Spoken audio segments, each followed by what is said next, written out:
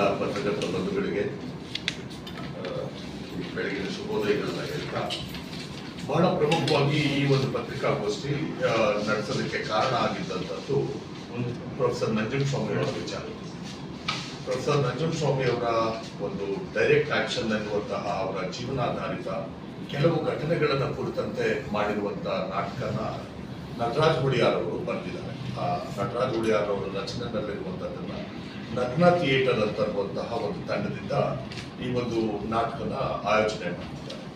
ಇದು 11ನೇ ಪ್ರದರ್ಶನ ಈ ಸಾರಿಗೆ ಮಂಡ್ಯದಲ್ಲಿ ಆಗ್ತಾ ಇರುವಂಥದ್ದು. ಬಚ್ಚ ನಂಜುಂಡಸ್ವಾಮಿ ಮತ್ತೆ ಚುಕ್ಕಿ ನಂಜುಂಡಸ್ವಾಮಿ ಇಬ್ಬರು ಕೂಡ ನನಗೆ ಆ ವಿಚಾರದಲ್ಲಿ ಮಾತಾಡ್ತಾ, ಮಂಡ್ಯದಲ್ಲಿ ನನ್ನ ತಂದೆಯವರ ಅಭಿಮಾನಿಗಳು ಇದ್ದಾರೆ, ಮತ್ತೆ ಅವತ್ತಿನ ಕಾಲದ ಹೋರಾಟಗಳ ಪ್ರಸ್ತುತತೆ ಇವತ್ತಿಗೆ ಹೆಚ್ಚಿರೋದ್ರಿಂದ ಸೊ ಈ ಒಂದು ನಾಟಕ ಆಗಬೇಕಿದೆ ಅಂತನ್ನುವಂಥದ್ದನ್ನ ಒಂದು ಹೆಚ್ಚು ಒತ್ತು ಕೊಟ್ಟು ಪ್ರಸ್ತಾಪ ಮಾಡಿ.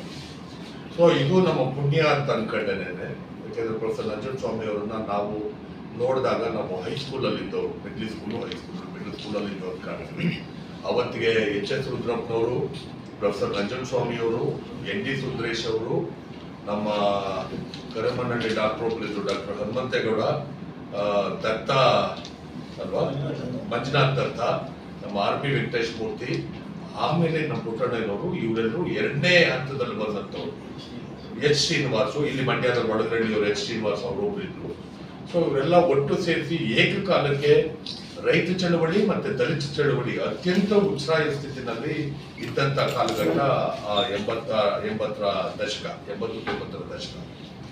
ಆದ್ರೆ ಇವತ್ತಿನ ಹೋರಾಟಗಳು ಮತ್ತೆ ಅವತ್ತಿನ ಹೋರಾಟಗಳನ್ನ ಎರಡನ್ನು ತುಲನಾತ್ಮಕವಾಗಿ ನಾವು ನೋಡಿದ್ದೆ ಆದ್ರೆ, ಅವತ್ತಿಗೆ ಇದ್ದಂತಹ ಸ್ಥಿರತೆ, ಕನ್ಸಿಸ್ಟೆನ್ಸಿ ಏನಿತ್ತು, ಹೋರಾಟದ ಆ ಸ್ಥಿರತೆ ಏನಿತ್ತು, ಆ ಸ್ಥಿರತೆ ಬಹಳ ಪ್ರಮುಖವಾಗಿ ಕಾಣ್ತಾ ಇತ್ತು. ಅಂದ್ರೆ ಈ ವಿಷಯನ ನಾವು ಹೋರಾಟ ಮಾಡ್ತಿದೀವಿ ಅಂದ್ರೆ ಮಾಡೇ ತಿರ್ಬೇಕು ಅಂತ ಮುಗಿಯವರೆಗೂ ಬಿಡಲ್ಲ ಅನ್ನುವಂತ ಆ ಒಂದು ಬದ್ಧತೆ ಅನ್ನೋದಿತ್ತು.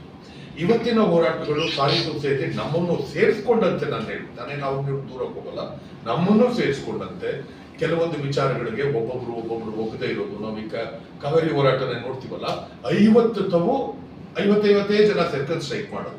ಸೊ ಇದಕ್ಕೂ ಕೂಡ ಅವತ್ತಿನ ಆ ಹೋರಾಟಗಳಲ್ಲಿ ಸಹಸ್ರಾರು ಮಂದಿ ಸೇರ್ಕೊಂಡು ಮಾಡ್ತಿದ್ದಂತ ಆ ಹೋರಾಟ, ಅದಕ್ಕಿದ್ದಂತ ತೀವ್ರತೆ ಇವತ್ತಿಗೆ ಬರೋದಕ್ಕೆ ಸಾಧ್ಯವೇ ಇಲ್ವೇನೋ ಅನ್ನೋ ಮಟ್ಟಿಗೆ ತನಿ ಕಳ್ಕೊಳ್ಳೋ ಮಟ್ಟಕ್ಕೆ ಆಗ್ಬಿಟ್ಟಿದೆ.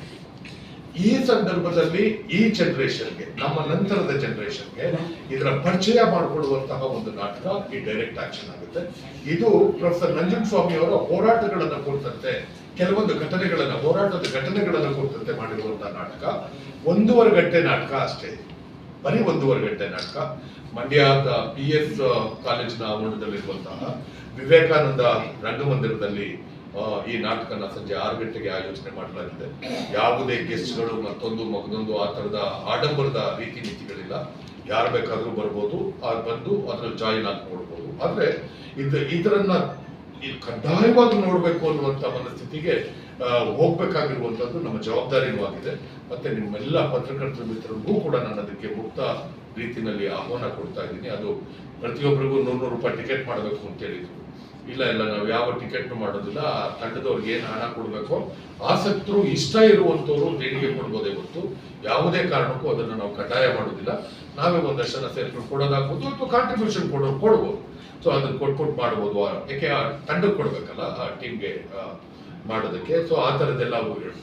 ಸೊ ಹಾಗಾಗಿ ಆ ಥರದ್ದು ಯಾವುದೂ ಇಲ್ಲ. ನಿಮ್ಮೆಲ್ರಿಗೂ ಒಂದು ಪತ್ರಕರ್ತ ಮಿತ್ರರೆಲ್ಲರಿಗೂ ಕೂಡ ಮೊದಲನೇ ಆಸನಗಳು ಸಿಗೋ ಥರದಲ್ಲಿ ಒಂದಷ್ಟು ವ್ಯವಸ್ಥೆ ಮಾಡ್ತೀವಿ. ಅದಕ್ಕೊಂದು ಪಾಸಸ್ನ, ಪತ್ರಕರ್ತರಿಗೆ ಅಂತಾನೆ ಒಂದು ಪಾಸ್ನ ವ್ಯವಸ್ಥೆ ಮಾಡಬೇಕು. ಸೊ ಆ ವ್ಯವಸ್ಥೆ ಮಾಡಿ ಅದನ್ನ ಕೊಡುವಂತದ್ದಾಗ್ಲಿ. ನಾಟಕನ ನೀವು ಬರೀ ಪತ್ರಕರ್ತರಾಗಿ ನೋಡಿ ಅಂತ ನಾನು ಕರೀತಿಲ್ಲ. ನೀವು ಪತ್ರಕರ್ತರ ಫೀಲ್ಡ್ಗೆ ನೀವು ಬಂದಿದ್ದೀರಿ ಅಂತ ಆದ್ಮೇಲೆ ನಿಮಗೆ ನಿಜವಾಗ್ಲೂ ಇರೋ ಒಂದಷ್ಟು ಜನಪರ ಕಾಳಜಿ ನಿಮ್ಗೆ ಮನಸ್ಸಿನಲ್ಲಿ ಇರೋದ್ರಿಂದಾನೇ ಈ ಒಂದು ಫೀಲ್ಡ್ ಅನ್ನು ಕೂಡ ಆಯ್ಕೆ ಮಾಡ್ಬೋದು. ಹಾಗಾಗಿ ನಿಮ್ಮಂತವ್ರು ಈ ನಾಟಕನ ನೋಡಿದ್ರೆ ಇನ್ನ ಹೆಚ್ಚಿನ ರೀತಿಯಲ್ಲಿ ಉಳಿದವ್ರನ್ನ ತಲುಪೋದಕ್ಕೆ ಅನುಕೂಲ ಆಗುತ್ತೆ ಅನ್ನೋ ಕಾರಣಕ್ಕೋಸ್ಕರ ಈ ನಾಟಕನ ತಾವು ಕೂಡ ಅಂದ್ರೆ ಆಗ್ರಹ ಪೂರ್ವಕವಾಗಿ ಪ್ರೀತಿಯಿಂದ ಕಡ್ಡಾಯವಾಗಿ ಬನ್ನಿ ಅಂತ ಕರೀತಾ ಇದ್ದೀನಿ. ಅದು ಬೇರೆ ತರದಲ್ಲ, ಪ್ರೀತಿಯಿಂದ ನಿಜವಾಗ್ಲೂ ಬನ್ನಿ, ನೀವೆಲ್ಲರೂ ಬಂದು ಈ ನಾಟಕನ ನೋಡ್ಬೇಕು. ಇವತ್ತಿನ ಪ್ರಸ್ತುತ ವಿಷಯಗಳಿಗೆ ಅಂತಾನೆ ಬಂದ್ರೆ, ಆ ಹೋರಾಟಗಳದ್ದು ಕೆಂಟಕಿ ಚಿಕನ್ದು ಒಂದು ಹೋರಾಟ ಮಾಡಿದ್ದು ನಾವು ಅವತ್ತೆಲ್ಲ ಇವ್ರಿಗೆ ನಂಜುಂಡಸ್ವಾಮಿ ಅವ್ರಿಗೆ ಹುಚ್ಚಿಡಿದಿದೆ ಅನ್ನೋ ತರದಲ್ಲಿ ಮಾತಾಡಿದವರು. ಜಾಗತೀಕರಣದ ಪ್ರಭಾವ ಎಷ್ಟು ಮಟ್ಟಿಗಾಗುತ್ತೆ ಅನ್ನೋದನ್ನ ನಾವು ಕೇಳಿದಾಗ ನಾವೀಗ ಇವತ್ತು ಸಿದ್ಧಾರ್ಥ ಹೆಗ್ಡೆ ಸಾವಿನವರೆಗೂ ಕೂಡ ಜಾಗತೀಕರಣದ ಕರಿನೆರಳು ಬಂದಿರುತ್ತೆ. ಅದು ಉದ್ಯಮಿಗಳ ವಿಚಾರಗಳೇ ಆದರೂ ಕೂಡ ಜಾಗತೀಕರಣದ ಪ್ರಭಾವ ಇಲ್ಲದೆ ಹೋಗಿದ್ದಿದ್ರೆ ಸಿದ್ಧಾರ್ಥ ಹೆಗ್ಡೆ ಅಂತ ಒಬ್ಬ ವ್ಯಕ್ತಿನೂ ಕೂಡ ನಾವು ಕಳ್ಕೊತಿರ್ಲಿಲ್ವೇನೋ ಅನ್ನಿಸ್ತದೆ. ಸಣ್ಣ ಪುಟ್ಟ ಪೆಟ್ಟಿ ಅಂಗಡಿಗಳು ಕಾಣೆಯಾಗಿದ್ದಾವೆ.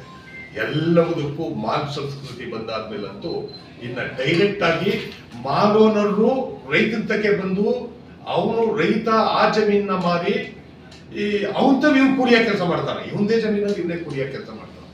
ನಾನು ಮೊನ್ನೆ ಕೇಳೋದು ಶಾಕ್ ಆದೆ. ಆ ವಿಚಾರ ನಿಮಗೂ ಗೊತ್ತಿರಲಿ. ಬಾಗೇಪಲ್ಲಿ ತಾಲೂಕಲ್ಲಿ ಮೋರ್ ದ್ಯಾನ್ 50% ಆಫ್ ದ ಜಮೀನು ಅದಾನಿದು, 50% ಹಳ್ಳಿಗಳು ಅದಾನಿದೆ. ಸೊ ಇದೇ ರೀತಿ ಹೋಯ್ತು ಅನ್ನೋದಾದ್ರೆ ಮಾರುಕಟ್ಟೆ ಎಲ್ಲ ಒಬ್ಬರ ಸುತ್ತಾಯ್ತಾ ಬಂದ್ರೆ ಬಹುಶಃ ಭವಿಷ್ಯದಲ್ಲಿ ನನ್ನ ರೈತರು ಗುಲಾಮರಾಗೆ ಬದುಕುವಂತ ಪರಿಸ್ಥಿತಿ ನಿರ್ಮಾಣ ಆಗ್ಬಿಡುತ್ತೋ ಏನೋ. ಸೊ ಅವತ್ತು ಆ ಪುಣ್ಯಾತ್ಮ ಪ್ರೊಫೆಸರ್ ನಂಜನಸ್ವಾಮಿ ಎಚ್ಚರಿಕೆ ಗಂಟೆ ಕೊಟ್ಟಿದ್ದು ಈ ಜಾಗತೀಕರಣದ ವಿಚಾರ ಮತ್ತೆ ಕೆಂಟಕಿ ಚಿಕನ್ ತರದು. ಕೆಂಟಕಿ ಚಿಕನ್ ಯಾಕೆ ಹೇಳ್ತೀನಿ ಅಂದ್ರೆ same thing. Star bucks coffee day ಮಧ್ಯೆ ನಡೆದಂತ ಜಗಳದ ಕಾರಣಕ್ಕೆ ಸ್ಟಾರ್ ಬಕ್ಸ್ ಅವನು ಕಾಫಿ ಡೇನ ಪರ್ಚೇಸ್ ಮಾಡಬೇಕು ಅನ್ನೋದಕ್ಕೆ ಒತ್ತಡ ಹಾಕಲಾಗಿ ಇವ್ರ ಮೇಲೆ ಕೇಸ್ಗಳೆಲ್ಲ ಆಗಿ ಅಧ್ವಾನಾಗಿ ಗೊತ್ತಿರುತ್ತೆ. ಅದು ಬೇಡ. ಆದ್ರೆ ಈ ವಿಷಯಕ್ಕೆ ಎಷ್ಟು ರಿಲೇಟೆಡ್ ಅನ್ನೋದಕ್ಕೆ ಪ್ರೊಫೆಸರ್ 30-35 ವರ್ಷದ ಹಿಂದೆ ಹೇಳಿದಾದ್ಮೇಲೆ 35 ವರ್ಷದ ಹಿಂದೆ ಆಲೋಚನೆ ಮಾಡಿದ್ದು ಇವತ್ತು ಎಲ್ಲ ಸತ್ಯ ಆಗ್ತಿದ್ದಾರೆ. ಸೊ ಹಾಗಾಗಿ ಆ ನಾಟಕನ ನೋಡ್ಬೇಕಾಗಿದೆ. ನಾಟಕದ ಮುಖೇನ ನಾವು ನಮ್ಮ ಈಗಿನ ಜನರೇಷನ್ಗೆ ಈ ವಿಷಯವನ್ನ ತಲುಪಿಸ್ಬೇಕಿದೆ ಅನ್ನೋದನ್ನ ಹೇಳ್ತಾ ದಯಮಾಡಿ ತಮ್ಮ ಎಲ್ಲಾ ಪತ್ರಿಕೆಗಳಲ್ಲೂ ಕೂಡ ಈ ನಾಟಕದ ಬಗ್ಗೆ ಅತಿ ಹೆಚ್ಚು ಒಂದು ಅವೇರ್ನೆಸ್ ನ ಕ್ರಿಯೇಟ್ ಮಾಡಿ 27ನೇ ತಾರೀಕು ಸಂಜೆ 6 ಗಂಟೆಗೆ ವಿವೇಕಾನಂದ ರಂಗಮಂದಿರ TS ಕಾಲೇಜು ಆವರಣ ಮಂಡ್ಯದಲ್ಲಿ 11ನೇ ಪ್ರದರ್ಶನ ನಡೀತಾ ಇದೆ. ನಗ್ನ ಚಿತ್ರತಂಡದಿಂದ ಸಂಪತ್ ಮೈತ್ರೇಯ ಅವರು ಬರ್ತಿದ್ದಾರೆ. ಅವರೇ ಪ್ರೊಫೆಸರ್ ನಂಜನಸ್ವಾಮಿ ಅವರು ಪಾತ್ರ ಮಾಡಿರುವಂತದ್ದು ಬಹಳ ಅದ್ಭುತವಾಗಿ ಮಾಡ್ತಿದ್ದಾರೆ. ಅದನ್ನ ನೋಡ್ಬೇಕು. ಅವ್ರು ಪಚ್ಚ ನಂಜನಸ್ವಾಮಿ ಇರ್ತಾರೆ, ಚುಕ್ಕಿ ನಂಜನಸ್ವಾಮಿ ಇರ್ತಾರೆ. ಸೊ ಈ ಒಂದು ನಾಟಕದ ಭಾಗ ಆಗಿದ್ದೀವಿ ಅಂತನ್ನೋದೇ ನಮ್ಗೆ ಹೆಮ್ಮೆ ವಿಚಾರ ಅನ್ನುವಂಥದ್ದನ್ನ ಹೇಳ್ತಾ ದಯಮಾಡಿ ಈ ಸುದ್ದಿಯನ್ನು ಬಿತ್ತರಿಸಿ ಮತ್ತೆ ತಾವೆಲ್ಲರೂ ಕೂಡ 27ನೇ ತಾರೀಕು ಮಿಸ್ ಮಾಡದೆ 6 ಗಂಟೆ ಅಷ್ಟರಲ್ಲೇ ಬಂದು ನಾಟಕನ ಸಂಪೂರ್ಣ ನೋಡ್ಬೇಕು ಅಂತ ಹೇಳಿ ಮನವಿ.